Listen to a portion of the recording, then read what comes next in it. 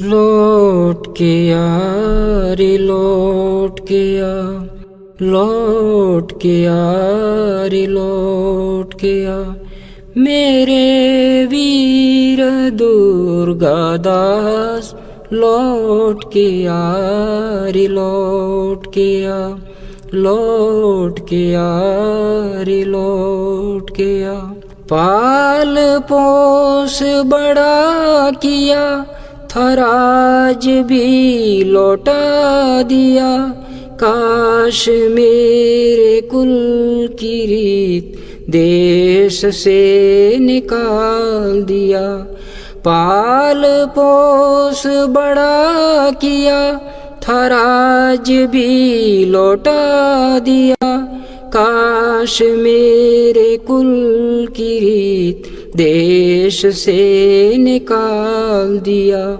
मेरी कृतज्ञता को वीर एक बार भूल जा, मेरे वीर दुर्गादास लौट के आ रे लौट के आ, लौट के आ रे लौट के आ। तेरी समाधि चीखती है वियोगिनी सी बनी, उसी के आंसुओं से क्षिप्रा हो गई मंदाकिनी। तेरी समाधि चीखती है वियोगिनी सी बनी, उसी के आंसुओं से क्षिप्रा हो गई मंदाकिनी।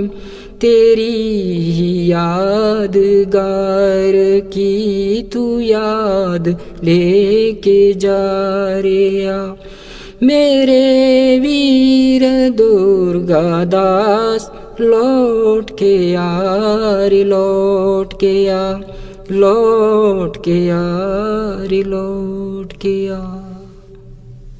घोड़े की पीठ पर भी रोटी सेकना नहीं सुना, ठोकर लगाए राज के वो सिपाही ना सुना।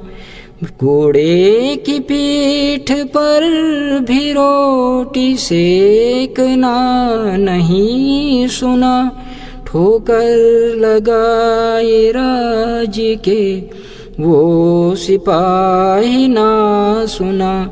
उपेक्षितों की धड़कनों को आज सुन के जा रे आ, मेरे वीर दुर्गादास लौट के आ रे लौट के आ, लौट के आ रे लौट के आ। प्रयास एकता के तेरे देश नहीं भुलाएगा, तेरे बिना बिछुड़े हुओं को कौन एक बनाएगा। प्रयास एकता के तेरे देश नहीं भुलाएगा, तेरे बिना बिछुड़े हुओं को कौन एक बनाएगा। टूटी हुई है श्रृंखला ये कड़ी तो जोड़ के जा, मेरे वीर दुर्गादास लौट के आ रे लौट के आ, लौट के आ रे लौट के आ। दुश्मन के दास हो गए स्वतंत्रता गुमा दी है, तेरी अमूल्य थातियों को कोड़ियों में खो दी है। दुश्मन के दास हो गए स्वतंत्रता गुमा दी है, तेरी अमूल्य थातियों को कौड़ियों में खो दी है। राजा से रंग हो गए अब तो लौट के आ रे आ। मेरे वीर दुर्गादास लौट के आ रे लौट के आ, लौट के आ रे लौट के आ। अरे गगन के बादलों मेरा संदेश लेके जा, मुझसे सहा न जाता है व्यथा मेरी तू लेके जा। अरे गगन के बादलों मेरा संदेश लेके जा, मुझसे सहा न जाता है व्यथा मेरी तू लेके जा। करता पुकार दुखी हुआ सांत्वनाएं दे के जा। मेरे वीर दुर्गादास लौट के आ रे लौट के आ, लौट के आ रे लौट के आ। जय संघ शक्ति। आज बड़े ही हर्ष का विषय है कि हम वीर दुर्गादास जी की 383वीं जयंती मना रहे हैं। एक ओर भारत सम्राट और दूसरी ओर कुछ विधवाएं व उनके सेवक, उन दोनों का क्या मुकाबला हो सकता था। परंतु उन राजपूतों की छोटी सी सेना में एक ऐसा असाधारण पुरुष था जिसने अपनी स्वामी भक्ति, वीरता और दृढ़ता के चमत्कार से पूरे हिंदुस्तान के सम्राट औरंगजेब का मान मर्दन कर दिया। उस आदर्श चरित्र का नाम है वीर दुर्गादास राठौर। मारवाड़ के सालवा गांव में राव ऋणमल जी के पुत्र कर्ण के वंशज आसकर्ण जी के यहाँ उनकी तीसरी पत्नी के गर्भ से श्रावण शुक्ला चतुर्दशी को संवत 1695 में तदनुसार 13 अगस्त 1638 को दुर्गादास जी इस संसार में अवतरित हुए और 80 दिन माह और 9 दिन तक इस संसार में रहकर अपने उन उज्जवल कारनामों से मारवाड़ का इतिहास देदीप्यमान कर एक आदर्श क्षत्रिय की परिभाषा को चरितार्थ किया और 22 नवंबर 1718 को वीर दुर्गादास के नाम से प्रसिद्धि पाकर इस संसार से सदा के लिए विदा हो गई। दुर्गादास जी को जहां एक अद्वितीय योद्धा और स्वामी भक्त के रूप में याद किया जाता है, उससे अधिक वे एक संपूर्ण आदर्श क्षत्रिय के रूप में अपना जीवन जीने वाले महापुरुष के रूप में याद किए जाएंगे। दुर्गादास जी एक संकल्पवान, कुशल राजनीतिज्ञ और समान रूप से एक दूसरे के धर्म का आदर करने वाले, सम्मान करने वाले व्यक्ति थे। दुर्गादास जी के पिता आसकर्ण जी ही नहीं, उनकी जो माता जी हैं वो भी एक बहादुर क्षत्राणी थी। उनकी माता जी के बारे में इतिहास में आता है कि एक बार आसकर्ण जी अपने गांव जा रहे थे तो बीच में एक गांव पड़ा जहां रास्ते में दो सांड आपस में लड़ रहे थे। इधर उधर कोई रास्ता न पाकर आसकर्ण जी को उस रास्ते में ही रुकना पड़ा और बहुत देर तक संध्या हो गई। वो सांड आपस में लड़ते हुए कहीं उनकी लड़ाई रुकी नहीं। आसकर्ण जी को भी किसी प्रकार का कोई रास्ता नजर नहीं मिला। इसी कहते हैं कि इसी बीच एक कन्या आई और उस कन्या ने आकर आसकर्ण जी को कहा कि या तो आप आगे बढ़े और या फिर मुझे रास्ता देवें। आस्करण जी ने कहा भाई कन्या को कि समझाया उसको कि ये जो सांड लड़ रहे हैं इसलिए आगे जाना खतरा है, आगे जाना उचित नहीं है। लेकिन वो वीरबाला आगे बढ़ी और दोनों सांडों के सींग पकड़कर उनको अलग किया और आगे चली गई। इस दृश्य को जब आस्करण जी ने देखा तो और उनके साथी और आस्करण जी दोनों ही चकित हो गए। आस्करण जी के मन में इस घटना का इतना प्रभाव पड़ा कि वह उस वीरबाला को वर्ण करने का निश्चय कर लिया। वे उनके पिता के पास उन्होंने प्रस्ताव भेजा दिया और उनका परिणय हो गया। तो ऐसे माता पिता की जो संतान दुर्गादास जी का जीवन आरंभ से लेकर अंत तक शौर्यपूर्ण कृत्यों से भरा पड़ा है। एक और वे रणक्षेत्र में शत्रुओं को क्षमादान देने वाले थे, क्षमादान न देने वाले थे, तो दूसरी ओर जाति या धर्म को न देखते हुए शरणागत के भी रक्षक थे। वे एक कुशल योद्धा और राजनीतिक में प्रवीण व्यक्ति थे, तो एक कुशल संगठनकर्ता भी वो थे। दुर्गादास जी के जीवन की घटनाक्रम को यदि हम देखें, उनके जीवन को देखें, घटनामय जीवन को देखें, तो उनकी तरुणावस्था में उस घटना से प्रारंभ होती है। हम सब लोगों ने वो कहानी सुनी है कि जो वो अपने खेत में काम कर रहे थे, व्यस्त थे, तो निकट के जो खेत के भयभीत ग्रामीण हैं उन्होंने समाचार दिया कि मारवाड़ नरेश के जो टोले के ऊंट हैं उन्होंने हमारे खेतों को नष्ट कर रहे हैं। तो दुर्गादास जी वहाँ पहुँचते हैं। उन्होंने चरवाहों को भी समझाने का प्रयास किया, लेकिन क्योंकि वो तो राज के आदमी थे इसलिए उन्होंने किसानों से भी मारपीट कर ली, दुर्गादास जी से भी उद्दंडता कर ली। आदि सारी बातें जब दुर्गादास जी को पता चला तो मात्र 15 वर्ष के वीर दुर्गादास अपने गांव वालों के साथ ही जब इस प्रकार की अनीति हो रही थी, उस अनीति को देखकर, क्योंकि वो राजपूत के बेटे थे, वो क्षत्रिय के बेटे थे, वो क्षत्रिय थे, तो भला चुप कैसे रह सकते थे। महाराज के ऊंट के चरवाए होने के अभिमान में चरवाहों ने भी उनसे मुकाबला किया। तब क्रोधित दुर्गा ने एक हाथ की किसी की थाप मारी और चरवाहा धरती पे गिर गया और गिरते ही उसके प्राण फकीर उड़ गए। और शेष चरवाहे जब महाराजा के पास में शिकायत लेकर पहुंचे, उनकी पुकार पर दुर्गादास को लुणावा से तलब किया गया।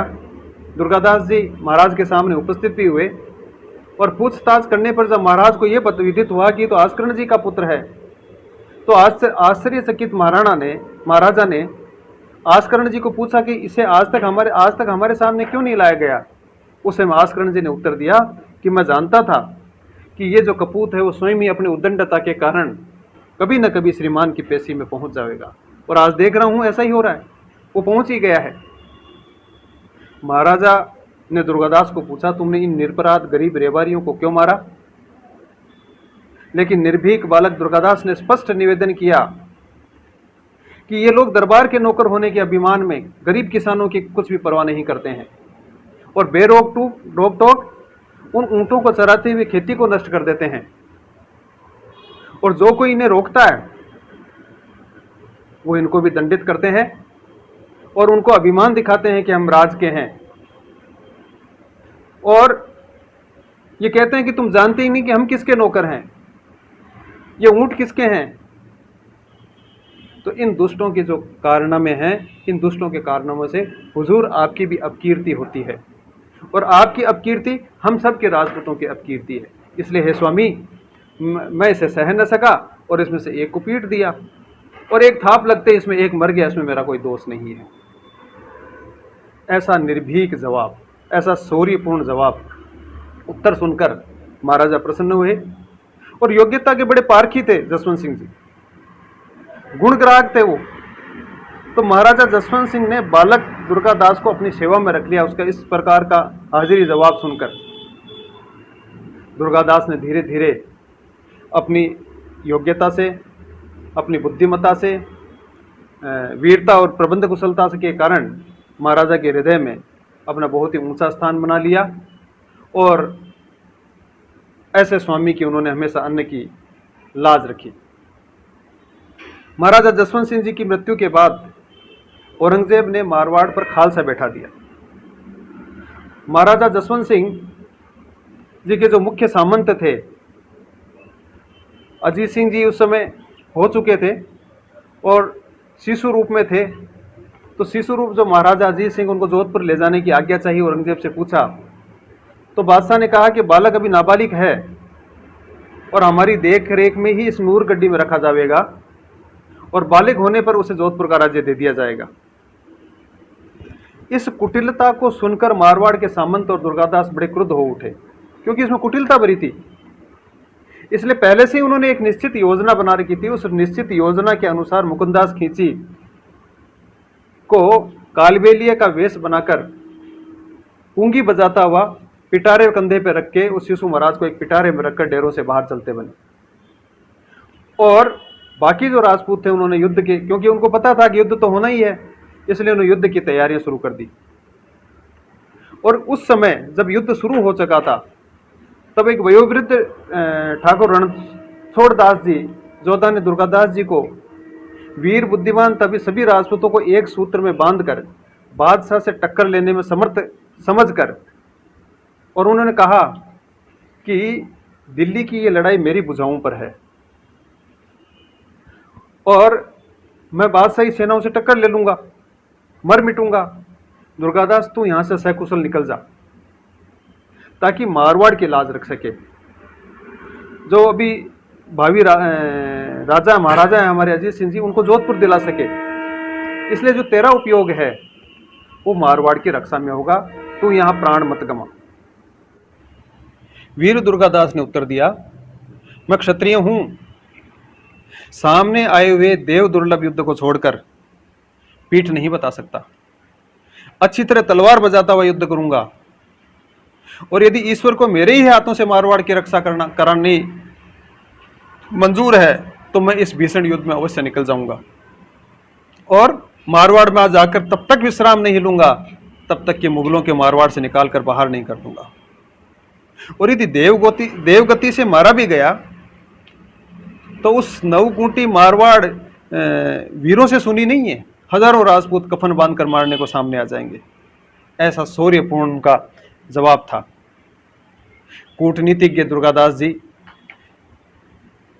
जो शिशु महाराज अजीत सिंह जी के गुप्तवास का यथोचित उन्होंने प्रबंध किया, महाराणा राज सिंह जी के पास उदयपुर पहुंचे।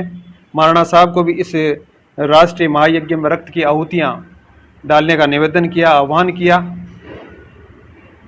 मेवाड़ और मारवाड़ की जो सम्मिलित राजपूत शक्ति थी उसके छापामार आक्रमणों से दिल्ली, मालवा और गुजरात की शासन व्यवस्था छिन्न भिन्न हो गई।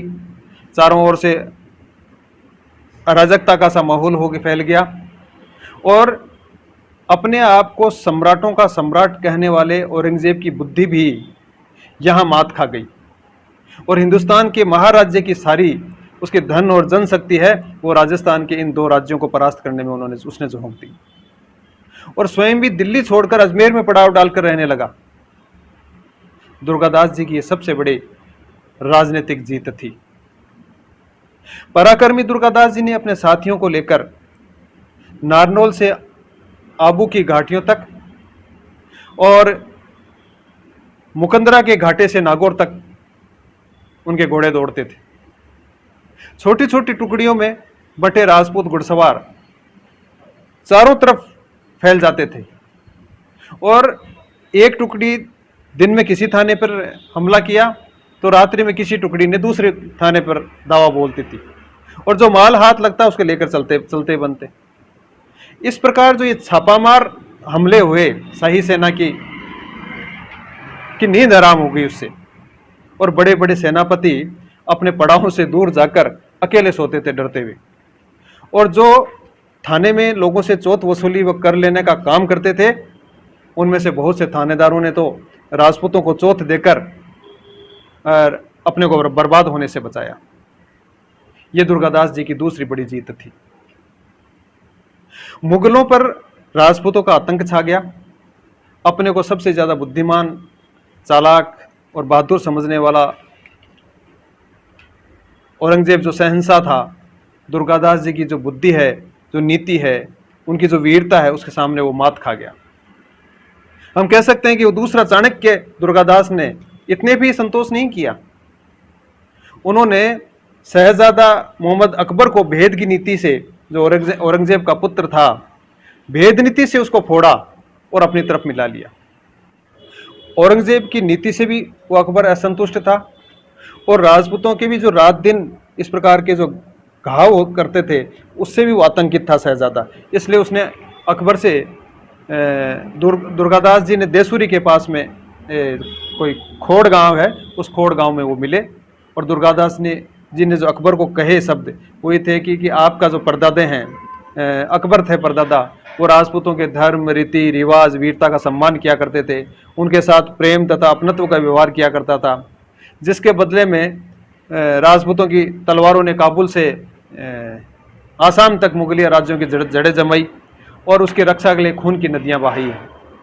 और आपके जो पिता बादशाह हैं ये अन्यायी हैं, ये अनीति पे चलने वाले हैं तथा हिंदू धर्म के विरोधी नीति के कारण वे आज हमारी तलवारें हैं वो उनके राज्य की नींव खोदने में लगी हुई है। आप इस जिद्दी बादशाह को, जिसने आपके बादशाह, इसने अपने जो बाद शाहजहां को जो बाप को भी कैद किया था, ऐसे जो बादशाह है उसको आप कैद कीजिए और उसको आप खुद उस दिल्ली के तख्त पर बैठ जाइए। इस प्रकार से एक लालच भी दिया और उसको समझाने का भी प्रयास किया। तो इस प्रकार से बाप बेटों को लड़ाकर कूटनीति के दुर्गादास जी ने दिल्ली की जो सैनिक शक्ति है उसको दो विरोधी मोर्चों पर खड़ा कर दिया। अकबर शाही अपनी मूर्खता से, अपने आलस्य से या लापरवाही के कारण सफल नहीं हो पाया, परंतु राजपूतों के लिए एक महान सफलता थी, दुर्गादास जी के लिए एक महान सफलता थी। इससे औरंगजेब की मारवाड़ को बिगाड़ने की जो जिद है वो समाप्त हो गई और दिल्ली हाथ से जाने की उसको चिंता लग गई। अजमेर के पास से भागे हुए अकबर को धीरज दिलाकर, उसको दिलासा दिलाकर दुर्गादास जी ने उसको दक्षिण में मराठा में संभाजी के पास छोड़ने गए। शहजादा ने, अकबर ने उस समय अपने पुत्र और पुत्री को मारवाड़ में ही दुर्गादास जी की देखरेख में छोड़ दिया।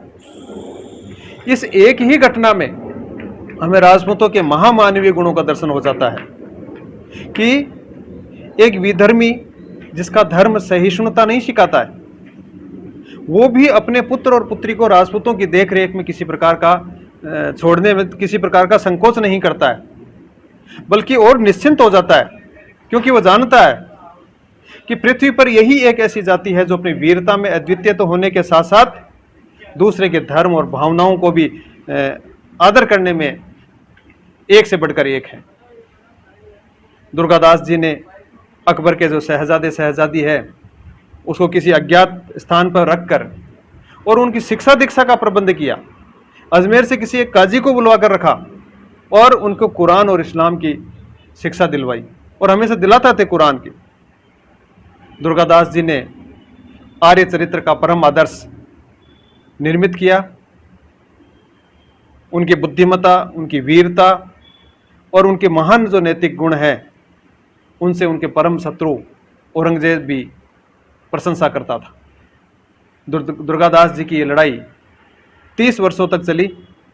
इस लड़ाई में बालकों ने जवान होकर भाग लिया, जवान लड़ते लड़ते वृद्ध हो गए और दुर्गादास जी की जवानी और बुढ़ापा दोनों ही इस लंबाई बीते। इन 30 से 50 वर्षों में दुर्गादास जी के लिए घोड़े की पीठ ही घर था। घोड़े की पीठ पे ही वो रातें गुजारते थे, घोड़े की पीठ पे ही उन्होंने रोटियां खाई। तो यह हनुमान जी के लिए कहा जाता है कि राम काज कीजे बिना मोहि कहाँ विश्राम, और या फिर वीर दुर्गादास के बारे में हम कह सकते हैं कि उन्हें घोड़े से भी उतरने की फुर्सत नहीं थी। लक्ष्य को प्राप्त हुए बिना विश्राम न करने का, थक कर न बैठने का, निरंतर कार्य में जुटे रहने का प्रतीक बन गए दुर्गादास राठौड़। इसीलिए उनके लिए एक दोहा आता है, कहा जाता है, 8 पहर 64 घड़ी गुड़ले उपरवास, सैल अणी सू सेक तो बाटी दुर्गादास। इतना होते हुए भी उनको देश निकाला दिया गया। उनकी अटूट निष्ठा और सतत सेवा के बदले उन्हें काले वस्त्र, काला घोड़ा और काली ढाल मिली और उन्होंने उसे भी उपहार समझकर खुशी से स्वीकार किया और चल पड़े समाज चरित्र की लाज रखने के लिए, उदारता की लाज रखने के लिए। और समस्त मर्यादाओं की लाज रखते हुए उज्जैन नगरी की पावन क्षिप्रा नदी के तट पर एकादशी के दिन अपनी इस कहानी का उन्होंने अंत किया। ये संक्षिप्त रूप में दुर्गादास जी की जीवन की घटना हमने सुनी। क्षत्रिय युवक संघ के आदर्श हैं दुर्गादास राठौड़, और पूरा क्षत्रिय युवक संघ अपने प्रत्येक संभाग में जहां जहां भी स्वयंसेवक बैठे हैं, आज 13 अगस्त से लेकर और उनकी जो संवतनानुसार जयंती है 21 तारीख को, 21 अगस्त को, श्रावण शुक्ला चतुर्दशी तक प्रतिदिन कोई ना कोई इस प्रकार के कार्यक्रम मनाए जाएंगे। शाखा स्तर पे भी कार्यक्रम मनाए जाएंगे, बड़े रूप में भी कार्यक्रम मनाए जाएंगे, शिविरों में भी कार्यक्रम मनाए जाएंगे, और आज इसका शुभारंभ किया गया और 21 तारीख को इसका समापन कराया जाएगा। इसी प्रकार से दुर्गादास के चरित्र का वर्णन, दुर्गादास जी राठौड़ एक क्षत्रिय थे और क्षत्रिय के गुण उनमें कूट कूट कर भरे हुए थे। इस पूरे चरित्र का वर्णन कल 14 अगस्त से आदरणीय महावीर सिंह जी सरवड़ी वर्चुअल रूप से उनके गुणों का वर्णन करेंगे, जो 21 तारीख 20 तारीख तक चलेगा। जो क्षत्रिय के गुण हैं, शौर्यम तेजो धृतिर्दाक्ष्यम युद्ध चापे पलायनम दानम ईश्वर भावस्य क्षात्रम कर्म स्वभावजम। ये जो 7 गुण हैं, इन 7 गुणों का वर्णन जो दुर्गादास जी के जीवन में झलकता था, वो हम कल से सुनेंगे। और इसके अलावा शाखा लेवल पर, प्रांत लेवल पर, मंडल लेवल पर वर्चुअल कार्यक्रम होंगे। इस प्रकार के अनेक वर्चुअल और भौतिक कार्यक्रमों के साथ हम सभी लोग इसमें सम्मिलित हों, इसी आशा के साथ। जय संघ।